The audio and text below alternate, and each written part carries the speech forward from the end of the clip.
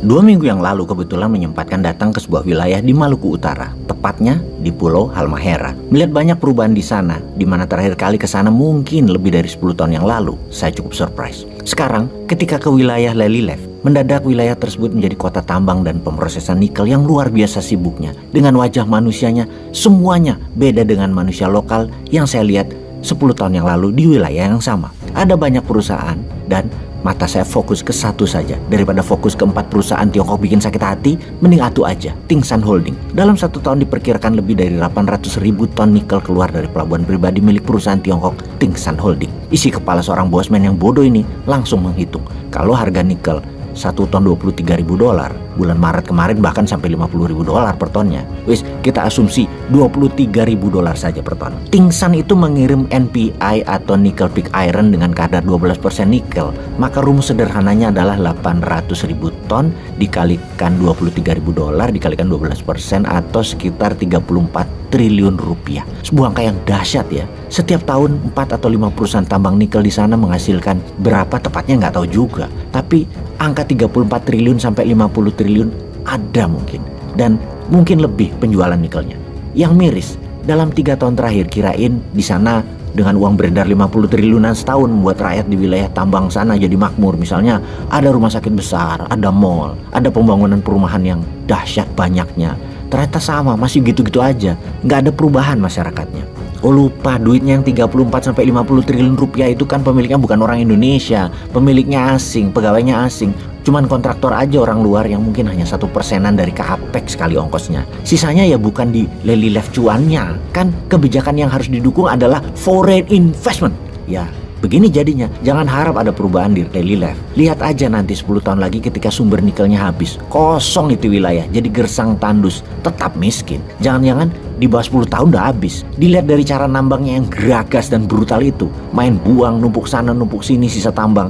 Alat berat masuk, gaspol, nggak pakai strategi tambang yang sehat. Gerakannya kayak ngejar target, aji mumpung, sikat. Alat pabriknya pun rasanya bekas. Sehingga nanti kalau nikelnya sudah habis ya tinggal besi tua, ya tinggalin aja. Hebat ya mereka itu, hebat sekali mereka. Terus cara memajaknya bagaimana ya? Ini negara untung apa enggak ya Indonesia ini? Jangan-jangan nggak jelas juga hasil pajaknya. Orang nggak ada pejabat penting negara kok di sana. Bahkan kontraktor mengeluarkan alat berat dari kapal Tiongkok tanpa surat, tanpa bea cukai. Karena pelabuhan laut itu milik Tingsan langsung. Hanya pakai kunci kontak starter, greng, keluar aja tuh alat berat dari Tiongkok langsung dipakai. Oh lupa, ada pembangunan kok di sana. Di depan kantor Huawei di Lelylef tersebut ada landasan pesawat terbang pribadi langsung dari Tiongkok yang panjangnya rasanya bisa dituruni oleh Jumbo 747. Mungkin hampir 3 km panjangnya.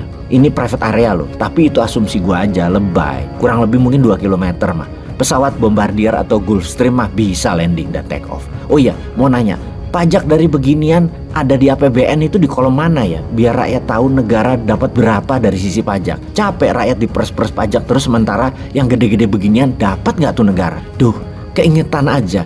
Kalau perusahaan tadi milik rakyat atau pengusaha Indonesia, pasti harta kekayaannya buat membangun tanah air ya. Oh tetapi lupa lagi bosman ini. Kan didoktrin orang Indonesia tuh nggak punya duit, nggak punya modal. Jadi kalau membangun harus pakai hutang. Dan nggak bakal nambang nikel itu pengusaha Indonesia. Lah hutang kok berani, printing money kok nggak berani sih bos. Kan ada underlying proyeknya. Ya nikel pig iron itu dan tambang nikel. Bagaimana sih mikirnya? Ya print aja kasih pengusaha lokal. Kalau asing yang punya proyek duitnya, kalau dikatakan 1 tahun Indonesia menjual 300 triliun rupiah dari berbagai wilayah, bukan dari wilayah Halmahera aja, termasuk dari Sulawesi dan lain sebagainya, itu uangnya Tiongkok, bukan uangnya si Wakidi, bukan uangnya si Paijo, bukan uangnya Daeng, bukan uangnya Buyung, uangnya Tiongkok, paham ya? Karena semuanya Tiongkok. Gak bangga harusnya pejabatnya, karena selain uangnya Tiongkok yang banyak, tanah air sumber daya alamnya habis dalam 10 tahun lagi tinggal galian tambang rusa. Ada lagi yang kita bikin gerah. Gua ding yang gerah, bahasa rupiah mah nggak gerah. Tetap harus mengabari masyarakat bahwa di sana tuh baik-baik aja, nggak ada sumber alam yang dikeruk banyak, hanya dikit doang. Tetaplah fokus pada pemilihan presiden, gosip politik dan gosip artis. Fokus ke sana ya wahai masyarakat. Janganlah menambah isi kepala masyarakat dengan data-data sumber daya alam yang nggak penting ini. Nggak penting. Yang penting tuh artis, yang penting tuh politik. Oh, apa yang buat gua gerah? Karena yang dibayar hanya NPI nickel pig iron.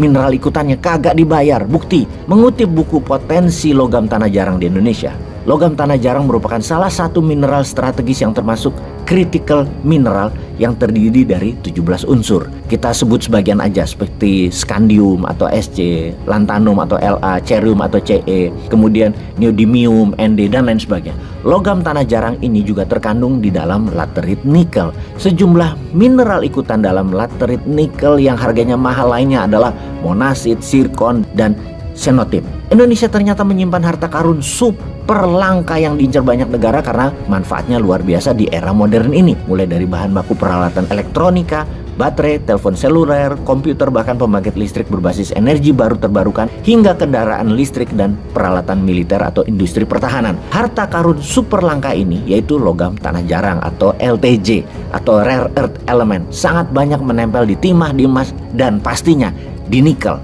Gua kencengin ya, pastinya di nikel. Komoditas ini dinamai logam tanah jarang karena didasarkan pada asumsi yang menyatakan bahwa keberadaan logam tanah jarang ini tidak banyak dijumpai. Namun pada kenyataannya, logam tanah jarang ini melimpah di tanah air Indonesia, melebihi unsur lain dalam kerak bumi. Yang bersyukurnya adalah pejabat Indonesia itu tidak peduli akan hal ini. Siapa yang bersyukur? Ya Tiongkok, siapa lagi?